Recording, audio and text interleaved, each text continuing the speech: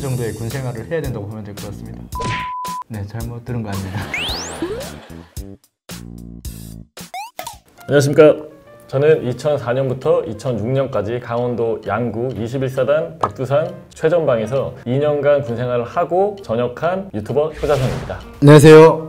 북한군에서 1년 3개월 동안 군 생활을 하다가 셀프 전역을 하고 DMZ를 넘어서 지금 한국에서 유튜버 채널 북시탈 채널을 운영하고 있는 정하늘입니다. 반갑습니다. 현재는 18개월이고 제가 근무했을 때는 24개월, 2년 근무했었습니다. 네, 북한은 120개월, 네, 10년입니다. 3,650일 정도. 네. 옛날에는 13년이었다가 10년으로 줄었습니다.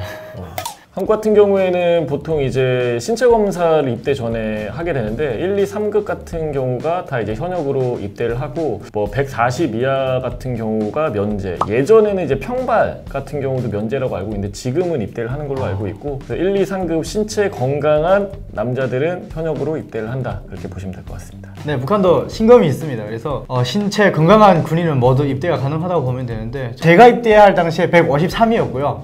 지금은 145로 좀 줄었다는 얘기가 있습니다. 웬만한 그래서 신체 건강한 군인은 모두 군에 입대가 가능하다고 보면 될 것 같습니다. 북한은 여성도 2016년부터 의무제를 실시했기 때문에 6년 정도의 군 생활을 해야 된다고 보면 될 것 같습니다. 6년이요? 네, 잘못 들은 거 아닙니다. 한국 같은 경우에는 이제 일반 사병이 여성 입대는 없고 네. 부사관이나 이제 장교로만 입대를 해서 4년에서 뭐 길게 장기로 하시는 경우에는 뭐 10년 이상도 그렇게 근무를 하는 걸로 알고 있거든요. 네. 병사는 없습니다, 여성 같은 경우. 네, 북한은 뭐 병사부터 시작해서 장교까지 쭉 다 있다고 보면 될 것 같습니다. 그러면 같은 생활관에서 생활을 하나요? 어떤 상상을 지금 하시나요? 아니, 그게 아니라 그게 궁금해서. 네. 부대 자체가 아예 다르다고 보면 될 것 같고요. 맡고 있는 보직 자체가 좀 다릅니다. 네, 그리고 가끔 뭐 헌성중대가 있었다고 하시는 분이 있는데 예. 글쎄요, 제가 헌성중대를 본 적이 없거든요. 그건 뭐 이건 좀 팩트 체킹이 안 된 얘기라서 그건 좀 패스하도록 하겠습니다. 네. 알겠습니다. 아니 그런데 그렇게 부대가 위치가 다르고 이제 이렇게 갈라져 있음에도 불구하고 혹시 뭐 병사들끼리나 네. 썸을 탈 수가 있나요? 남자끼리요? 아니요. 남자 부대가 여자 부대가 이성끼리 되는. 이성끼리. 일단 뭐 그게 가까운 부대에 있으면 네. 그런 경우가 있습니다. 그런데 북한군은 연애를 못하게 엄격하게 단속을 하거든요. 규정상 또 일반인이랑도 연애를 할 수 있잖아요, 군인이. 근데 그걸 규정상으로는 못하게 단속을 합니다. 단 군인들이 알아서 몰래 연애를 하죠. 저희는 규정이 없음에도 불구하고 못 하시는 분들도 많이 있거든요. 그런 얘기 많이 들었습니다. 굉장히 슬프네요. 네. 혹시 북한에도 군대 1, 2, 3급이 아닌 이제 저희 같은 경우에 4급부터는 이제 공익 사회복무요원으로 근무를 하시는데 네. 북한 같은 경우에도 그런 분들 계시나요? 일단 군대에 못 나갔다라는 게 굉장히 남자로서는 수치스럽게 생각을 합니다. 그런데도 불구하고 못 가는 분들이 계세요? 그럼요. 신체 조건이 안 되면 병이 있거나 뭐 그러면 못 나가죠. 조건이 안 돼서 못 나가면 회사에 취직을 해서 일을 해야 됩니다. 공익이라고 딱 그런 단어가 있는 건 아니고요. 네네. 그걸 대체할 수 있기는 하죠. 그럼 그것도 마찬가지로 10년씩 하는 거예요? 10년은 아닙니다. 뭐 회사 취직했으면 죽을 때까지 일을 해야죠. 네. 알겠습니다. 이제 저희 같은 경우에는 계급이 이제 2등병, 1병, 상병, 병장 이렇게 이제 나눠져 있어요. 사병 같은 경우에는. 그래서 2등병은 이제 이런 짝대기 하나, 두 개, 세 개, 네 개로 나뉘는데 북한 같은 경우에는 계급이 어떤 식으로 이루어졌나요? 북한 같은 경우에도 10년이다 보니까 우리 군과 조금 좀 달라요. 그러니까 비슷하면서 다릅니다. 계급이 전사, 초급병사, 중급병사, 상급병사 이렇게 4계급이 되어 있는데 우리 군의 2등병에 속하는 전사가 아무것도 없습니다. 지금 제가 달고 있는 계급이 초급병사잖아요. 이 짝대기 하나면 우리 군의 1병 계급이죠. 짝대기 하나가? 네. 그래서 아예 아무것도 없이 시작을 해서 전사, 초급병사, 중급병사, 상급병사 이렇게 갑니다. 병사로만. 그리고 그 전에 상병까지 가기 전에 좀 똑똑한 친구들은 사관교도 같은 걸 갔다 옵니다. 보통 그런 진급은 몇 개월 단위로? 몇 개월 연인가요? 네, 년이죠.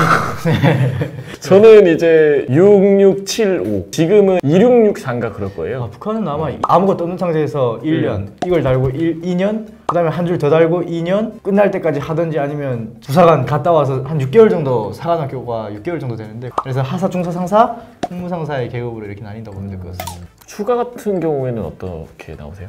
뭐 휴가가 로또 맞기보다 좀 더 힘든 확률이라고 보면 될 것 같습니다. 저는 딱 휴가 지금은 이제 좀 다른데 제가 근무할 때는 이제 100일 휴가가 있었고 그 이후에 1차 휴가, 2차 휴가, 이제 말차 휴가 그렇게 이제 정기 휴가는 4가지가 있었고 거기에 이제 뭐 포상 휴가라던가 이제 뭐 청원 휴가라던가 이제 그런 것들이 있어서 총 휴가를 2년 동안 6번 나왔어요. 어떻게 나오세요? 10년에 한 번 정도 갈 수 있습니다.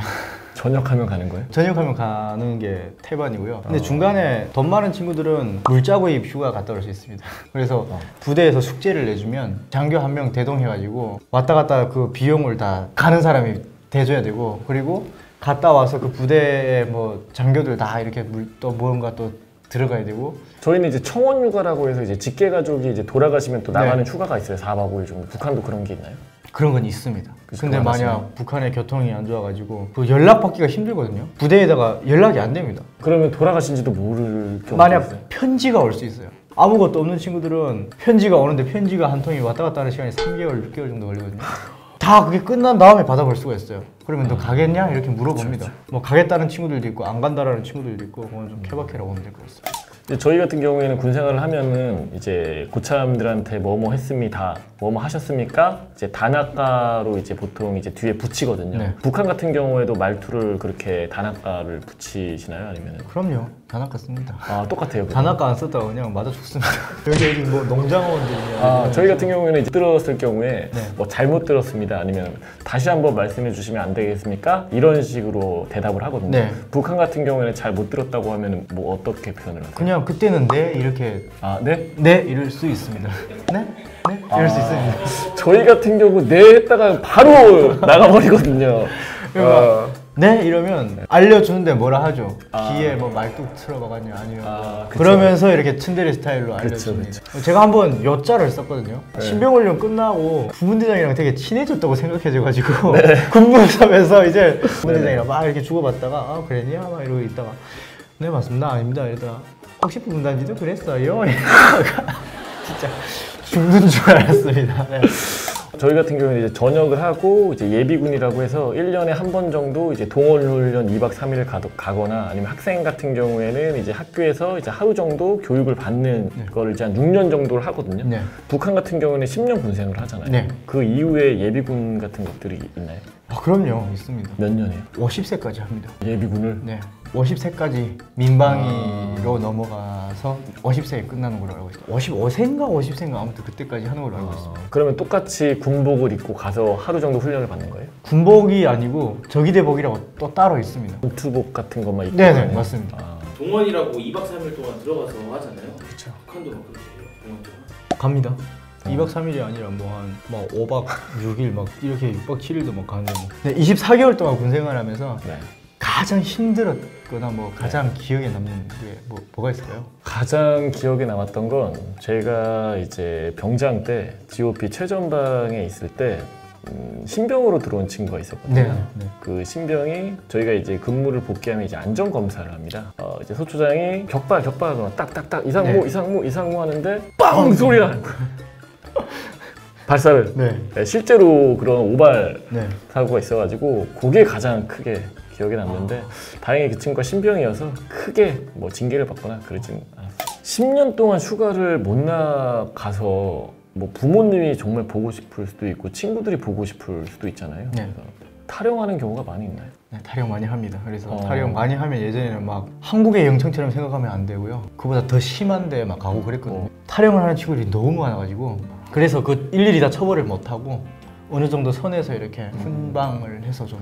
아니 근데 많을 것 같아요. 이제 정말 10년 동안 단절돼서 생활을 하면은 네. 솔직히 저희 같은 경우에 4개월에 한 번 휴가 나오는 것도 진짜 안에서 너무 구속받고 또 이제 그런 부분들이 있었는데 10년 네 알겠습니다. 오늘 그 한국군과 북한군을 비교를 했는데 어떠셨나요? 뭐 한국에 와서 또 많이 알고 있다고 했는데 우리 또 네네. 새로운 것을 또 아는 시간이었던 것 같습니다. 여자선님은 어떠셨어요?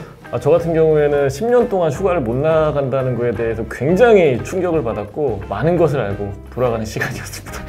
여러분 영상이 재미있으셨다면 구독과 좋아요 알림 설정까지 부탁드리겠습니다. 감사합니다. 감사합니다. 감사합니다.